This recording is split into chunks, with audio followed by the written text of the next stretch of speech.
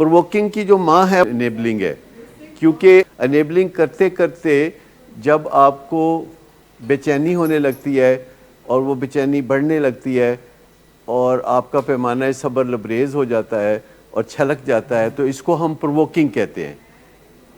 लेकिन बहुत सारी चीज़ें हैं जिसके अंदर इनेबलिंग ही असल चीज़ है, क्योंकि इनेबलिंग अगर रुक जाती है तो हर चीज़ अपनी जगह पे सही बैठने लगती है।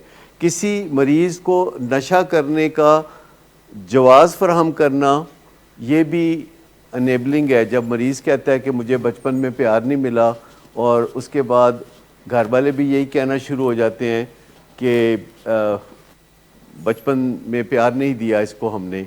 बहुत मज़े से घर वाले ये लीड फॉलो करते हैं कि मरीज़ एक दफ़ा कहता है कि मुझे बचपन में प्यार नहीं मिला और घर वाले फिर हर रिश्तेदार को बाकायदा बताते हैं कि एक्चुअली उसको जो है बचपन में प्यार नहीं। आप में से किस किस को बचपन में प्यार नहीं मिला?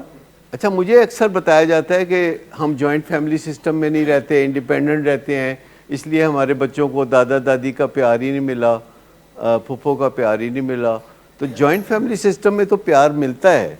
तो आप अक्सर पूछते रहते होंगे अपने अम्मा से कि तुसी बचपन च प्यार क्यों नहीं दिता मैनू, और उन्होंने मान लिया होगा ये जुर्म और पहले से माने हुए।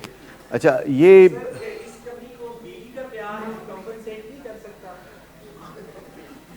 हुण ए दसो इन्हां दी गल, क्योंकि अगला सवाल मेरा यही बनता था कि बीवी ने तो आपको बहुत प्यार दिया और शादी से पहले ही शुरू हो गया था प्यार। कितने साल पहले? 4 साल पहले, 5 साल पहले। तो वो पूरा नहीं पड़ा। हम तो कहते करें रिलेशनशिप अच्छे करें,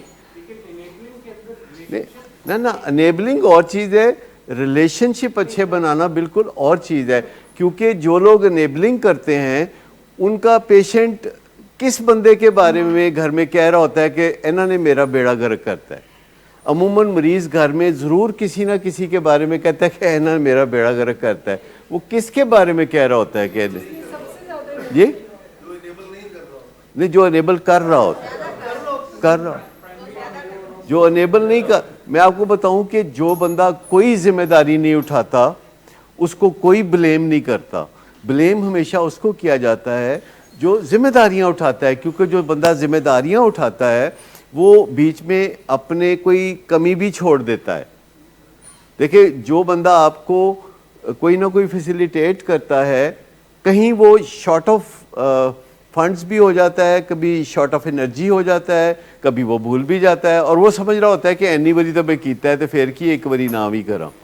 तो असल बात यह है कि अगर आप किसी के साथ ऐसे रिलेशनशिप में है जिसमें वो हमेशा आपकी खातर मदारत करता है, हमेशा आपकी ज़िम्मेदारियां उठाता है और हमेशा वो ज़िम्मेदार बंदा है, तो ख़ानदान में ऐसा बंदा जो कि बहुत ज़िम्मेदार बंदा होता है, जो अपने बेटों को, पोतों को और नवासों को और नवासियों को सबको फैसिलिटेट कर रहा होता है, आखिरकार यही वो बंदा होता है जो सबकी नज़र में बुरा बनता है। यही वो बंदा होता है जो बड़ी जायदादें बनाता है अपने बच्चों के लिए और आने वाली नस्लों के लिए। यही वो बंदा है जो कि बहुत बुरा बन जाता है। उसे ही कहा जाता है कि फलां दे नाल फेवर कर देती तो साडे नाल नहीं कीती। तो असल बात यह है कि ये जो बचपन में प्यार नहीं मिला, अगर तो अभी भी आपका यही ख्याल है और प्यार की ज़रूरत है तो मैं बंदोबस्त कर सकता हूँ। मतलब मैं ये कमी पूरी कर सकता हूँ। मतलब ऑलरेडी हम एक ही कश्ती के सवार हैं। इनके और हमारे प्लॉट पे एक जगह कब्जा हुआ है और उस प्लॉट के कब्जे को छुड़ाने के लिए हम कोशिशें कर रहे हैं और ये इस वक्त यहाँ बिज़ी हैं।